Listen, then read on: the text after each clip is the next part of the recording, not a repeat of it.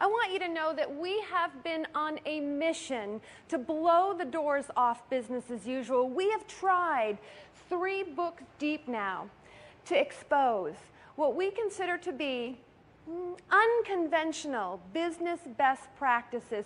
First, with the Southwest Airlines story. How many of you have flown on Southwest Airlines, by a show of hands? A few of you, many of you out there, I'm sure.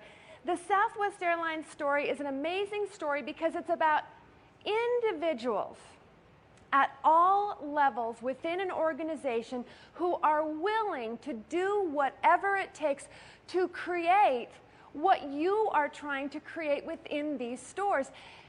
An experience that the customers walk away and say, wow, about. That was one story. People pushed back on that story because we'd get audiences that would say, hey, listen, good book, good principles, but what if we're not in the airline industry? What if we don't have a leader like Herb Kelleher? What if our culture isn't crazy and wacko like theirs? Do those principles really apply? We went on a second journey, and that second journey was to not learn about and write about just one company and go really deep, but it was to learn from another set of companies in a variety of different industries, all kinds of different leaders, and that's the Guts book. So we looked at 30 companies, again recognized as places where people at all levels are willing to create a culture that creates an experience for the people who work there and ultimately for the customers and the consumers and the clients that they're doing business with. The Guts book was our second journey. It exposed lots of really cool strategies, but we got pushback. And the pushback on that book was similar. It was like, well, what if our leader doesn't get it? Now, you don't have that problem here at the Sony Style Stores. You don't have that problem. You've got Dennis, you've got Colin, you've got Jay, you've got Hero, who literally set this up so that all of you, all over the country, could be equipped with the resources to know how to do whatever it takes to make a huge difference right here in these stores. The Boom Book was our answer to that question to those people who said, what if our leader doesn't get it? Or people would even say, what if my team doesn't get it? What if everybody who's working on the floor, what if everybody who's working within the organization, what if they don't get it? I'm just one person. Can I really make a difference? Can I really create a unique new experience that the customer's going to walk away and go wow about? The Boom Book says, yes, you can. It's about 7 choices. It doesn't matter what position you hold. It doesn't matter where you stand. It doesn't matter where you play. It doesn't matter what your expertise is in any of these stores. It's about each and every one of you having the freedom and then the guts and then the passion and the desire to embrace these 7 choices and live them out loud, not just here at work, but in life too. Does that sound like it's a pretty good message for you here in San Diego and for those of you who are out here? Good. So can I move on? Good. This is Diesel. Diesel's an old English bulldog. How many of you love dogs here in San Diego? Ah, is there anybody who doesn't? I'm not a dog lover. My family convinced me we needed to get a dog. We are an extremely active family. We got a bulldog. Do bulldogs run? Do bulldogs hike? Do bulldogs swim? No, they sink. We got a bulldog. Well, Diesel spends most of his days doing what? What would you suspect an old English bulldog does all day? Sleeps. Diesel does that. He would sleep in Kevin's office all day on a big old fluffy pillow. One day, this is how dead people working plays out, by the way. One day, I walk in. Diesel is, as he always is, in Kevin's office on a big old fluffy pillow, sleeping. But on this day, he's not just sleeping, he's moaning. I'm not a dog person, so I don't pay that much attention. I go about my meeting with Kevin, I leave, but I come back later in the day, and Diesel's doing the same thing. He's sleeping on the big old fluffy pillow, and he's moaning. Finally, I look over at Kevin, I say, Kev, what is up with Diesel? Kevin looks over at him and says, you know, I think he might be laying on a nail. I said, okay, well then why doesn't he move? And Kevin said, you know, Jackie, I guess it just doesn't hurt bad enough. Pretty funny, huh? We all have nails, don't we?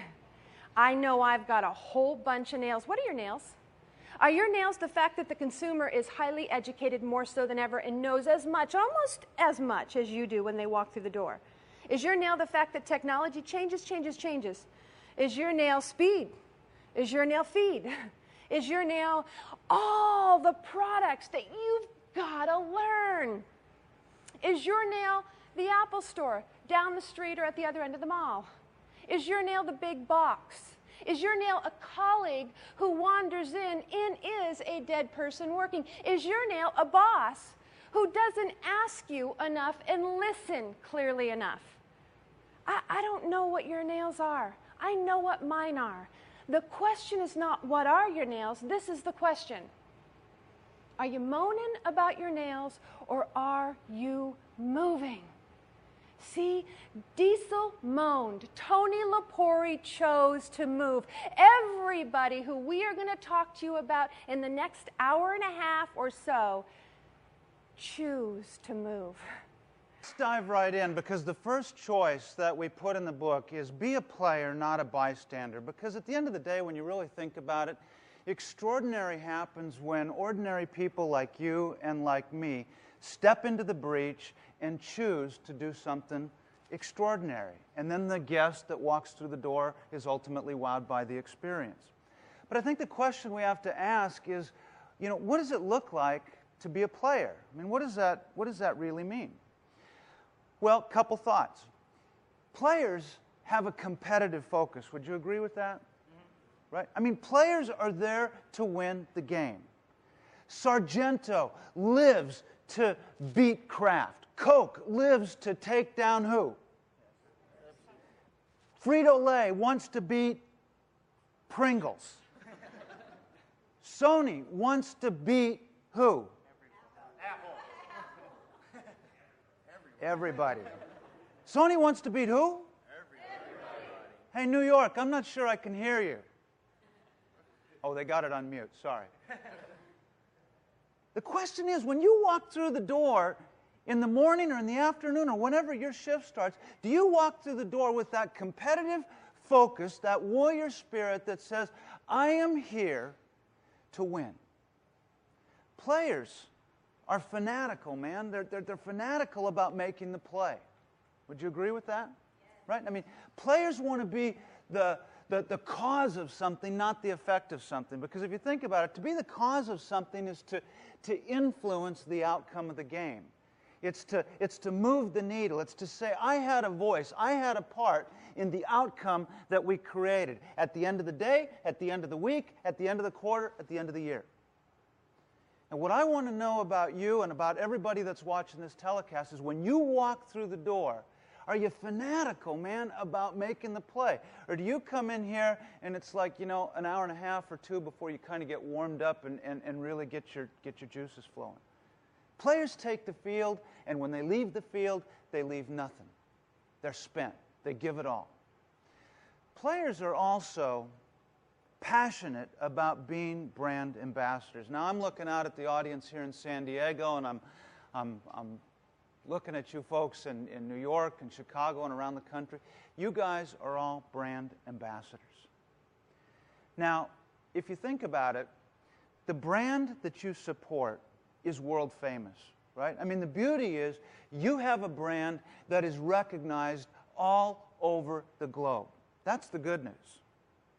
The challenging news is that with that world-famous reputation comes a heightened expectation on the part of your guests when they walk through that door about the kind of experience they're going to receive when they're in this store. And if you think about it, experiences are deeply, they're deeply human, right? Experiences are created by people for people, and they're intellectual, they're emotional, and they're physical. And when you think about your brand, I want you to think about it as not the great logo that's pasted on all these exciting, sexy products. Your brand is a promise of a pending experience. It says to your coworkers, if you're a district manager, if you're a store manager watching this morning, it says to your employees, come work in our store. And this is the kind of experience that you'll receive. These are the kind of people that you'll get to rub shoulders with. This is the kind of culture that you'll get to live in. And these are the kind of, incredibly cool, cutting-edge products that you're going to get to play with. It says to your guests, your customers, when you walk through that door, if you do business with us, this is the kind of people that are going to support you. This is the kind of service that you can expect. This is the quality of our products, and this is the full-blown experience that we want to provide for you. The question is, does the experience match the promise? Who is responsible for that? Who is accountable for that? Best as I can tell, it's everybody in this room and everybody on this telecast around the nation.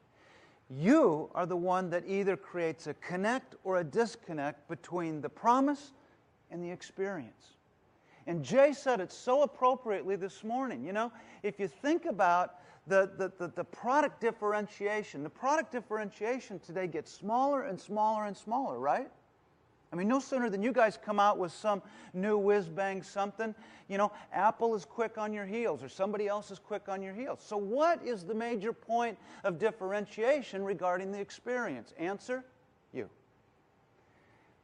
And players come and they say, we are going to come through that door and we are going to put our brand ambassador hat on and we are going to create an experience that's unlike any other for our guests.